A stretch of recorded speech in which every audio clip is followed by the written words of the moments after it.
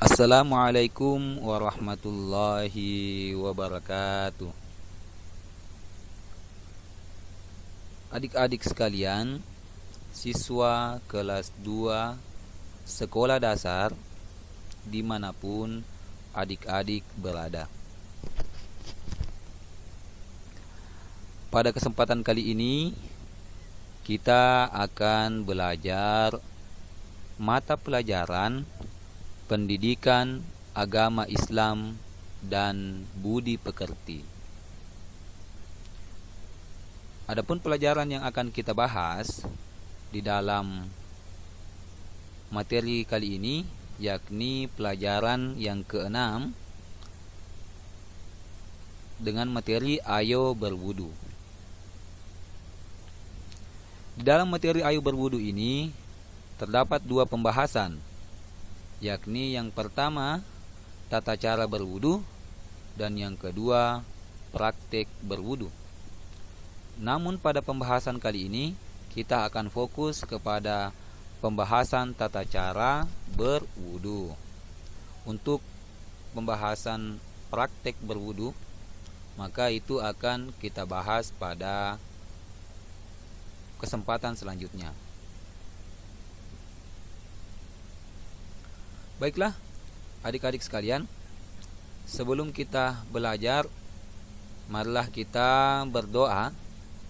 Doa sebelum belajar. Bismillahirrahmanirrahim. Rabbi zidni ilman warzuqni fahman. Ya Allah, tambahkanlah kepadaku ilmu dan berikanlah aku pengertian yang baik. Baik, adik-adik sekalian, kita langsung kepada materi, yakni wudu. Sebelum kita terlalu jauh membahas tentang tata cara wudu, ada beberapa hal yang perlu kita ketahui tentang wudu ini. Yakni yang pertama, wudu itu artinya bersuci dengan air. Maksudnya adalah ketika kita bersuci berwudu, ya, maka itu artinya kita bersuci menyucikan diri dengan menggunakan air. Selanjutnya, wudu merupakan salah satu syarat sah sholat. Jadi, ketika adik-adik ingin melakukan sholat, baik itu sholat fardu atau sholat wajib, maupun itu sholat sunnah, maka terlebih dahulu adik-adik harus berwudu. Kemudian selanjutnya, dengan berwudu kamu akan menjadi suci. Nah, maksudnya adalah ketika kita telah melakukan wudu, maka kita sudah menjadi suci dari hadas kecil. Baik, adik-adik, lanjut.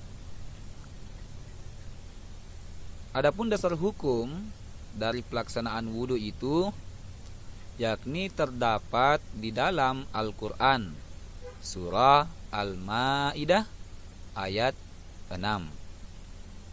Kita baca sama-sama ya. A'udzu billahi minasyaitonir rajim.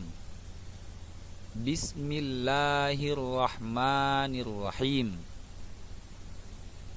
Ya ayyuhallazina amanu idza kumtum ilas salati faghsilu wujuhakum wa aydiyakum ilal marafiqi wamsahu biru'usikum wa arjulakum ilal ka'bain.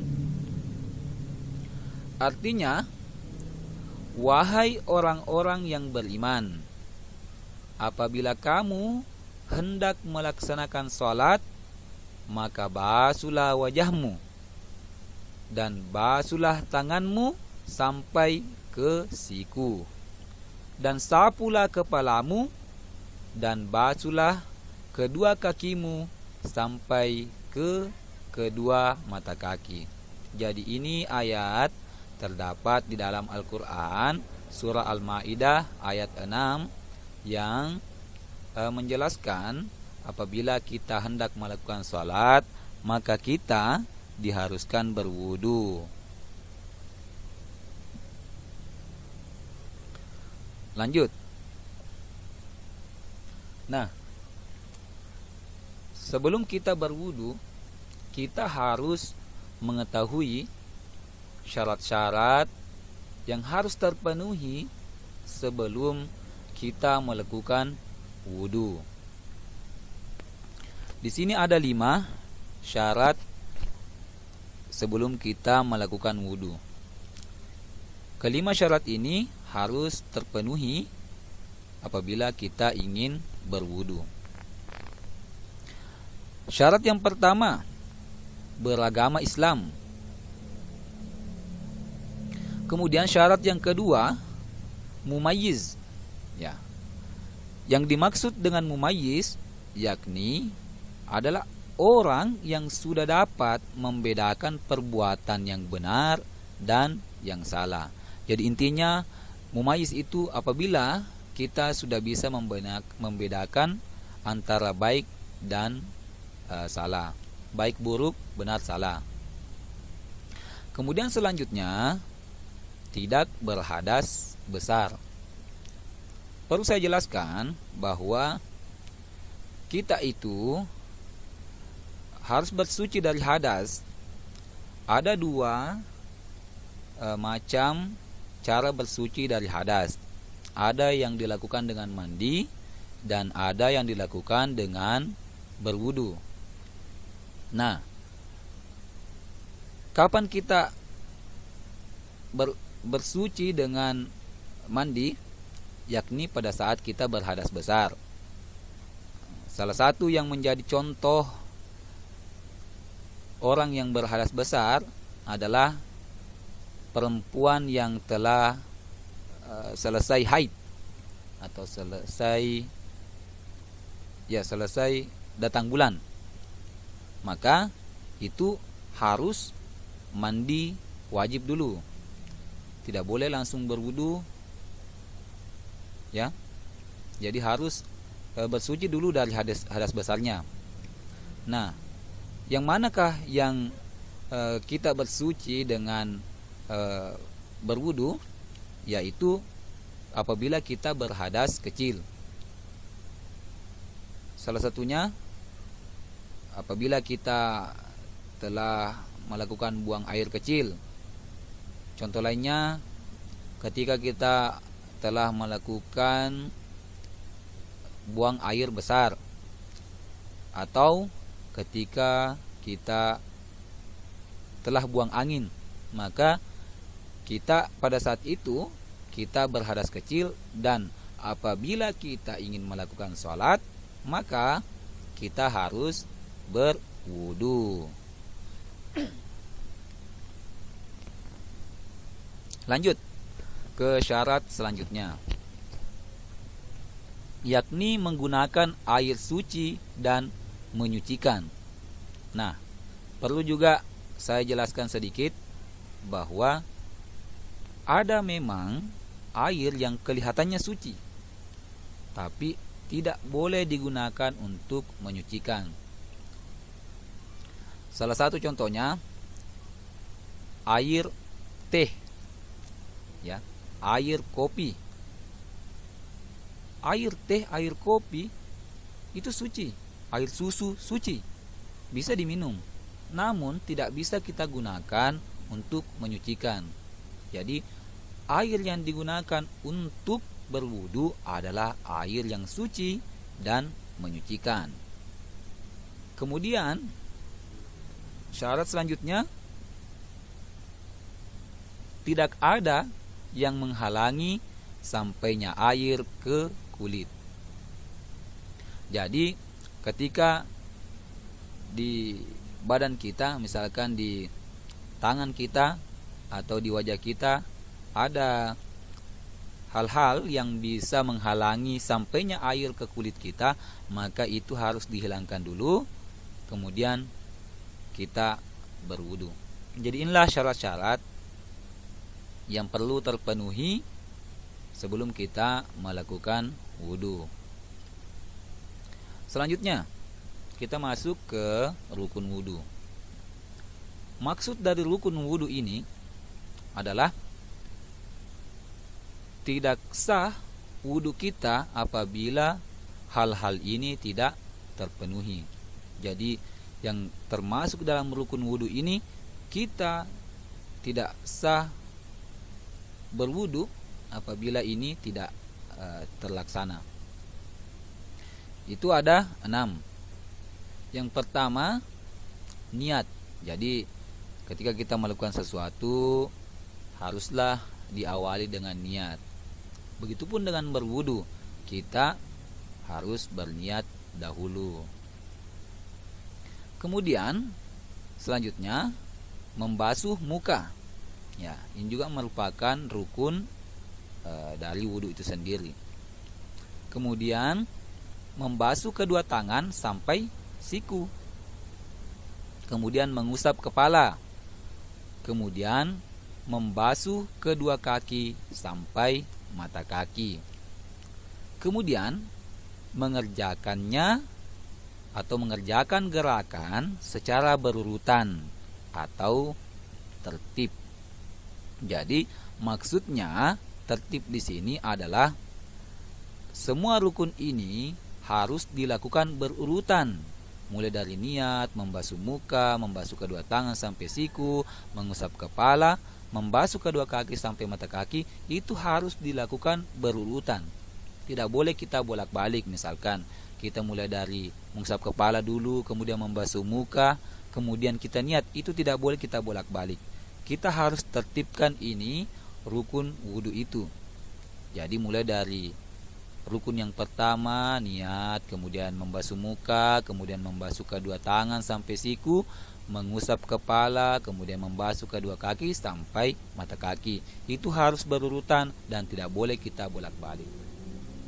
Jadi adik-adik, inilah rukun wudu dan harus diperhatikan baik-baik karena tidak sah wudunya kita ketika beberapa hal ini tidak kita laksanakan.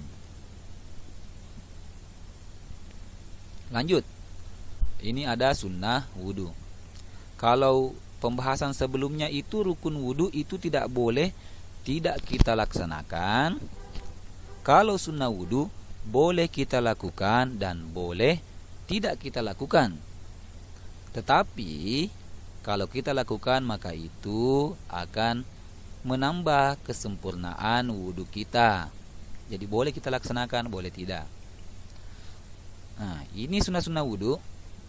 Yang pertama, membaca basmalah pada permulaan wudu.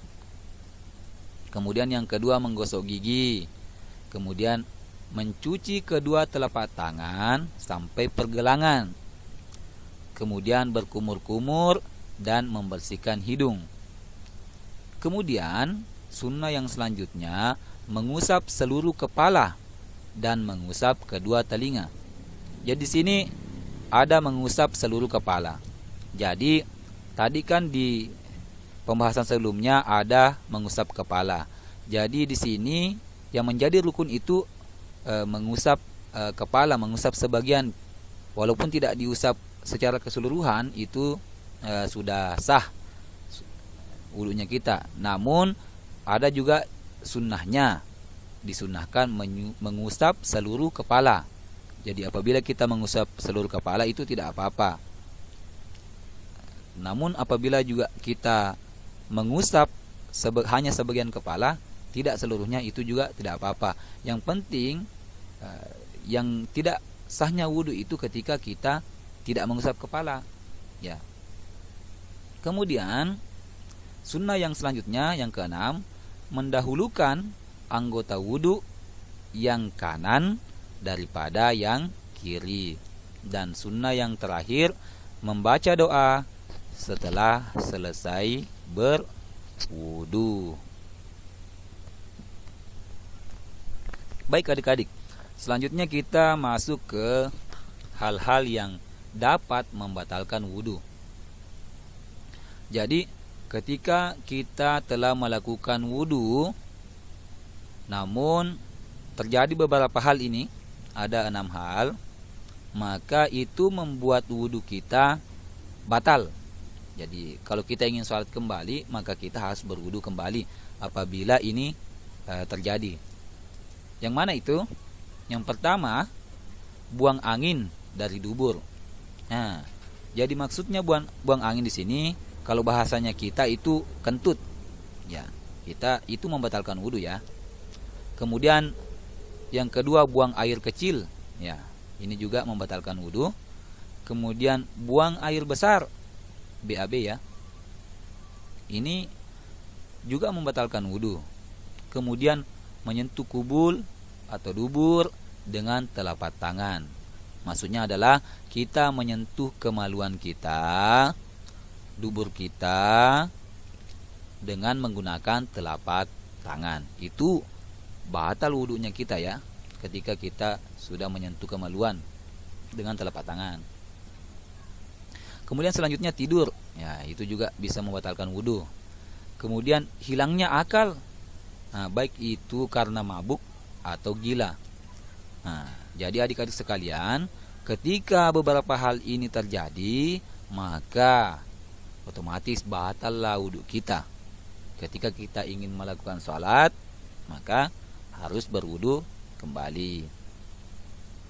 Baik adik-adik, itu beberapa penjelasan tentang wudu. Selanjutnya kita masuk ke latihan ya. Jadi tadi saya sudah jelaskan tentang rukun wudu. Rukun wudu itu tidak boleh tidak dilaksanakan ketika kita melakukan wudu. Dan tidak boleh kita tukar-tukar. Harus berurutan dari yang pertama, kedua, ketiga, keempat sampai kelima. Maka di sini ada latihan. Susunlah secara berurutan rukun wudu berikut ini. Nah, ya. Di sini ada 5 rukun wudu yang diacak ya. Ini tidak berurutan. Maka tugasnya adik-adik adalah menyusun rukun wudu ini menjadi rukun yang benar. Di sini ada membasuh kedua tangan sampai siku, membasuh muka, mengusap kepala, niat membasuh kedua kaki sampai mata kaki. Jadi tugasnya adik-adik adalah menyusun rukun-rukun wudu ini menjadi susunan yang benar, yang seharusnya, yang sesuai ya. Jadi silahkan dikerjakan. Oke, adik-adik, terima kasih banyak telah menonton video ini. Mudah-mudahan bermanfaat. Alhamdulillahirrabbilalamin. Segala puji bagi Allah, Tuhan semesta alam. Baik, adik-adik, terima kasih banyak. Semoga video ini bermanfaat bagi kita semua. Pada kesempatan selanjutnya kita akan belajar lagi tentang materi-materi yang lain. Semoga kita diberikan kesehatan sehingga kita bisa senantiasa belajar. Dan selanjutnya, terima kasih banyak. Mohon maaf apabila dalam video ini ada hal-hal yang tidak sesuai. Mohon maaf yang sebesar-besarnya. Sekian. Wassalamualaikum warahmatullahi wabarakatuh.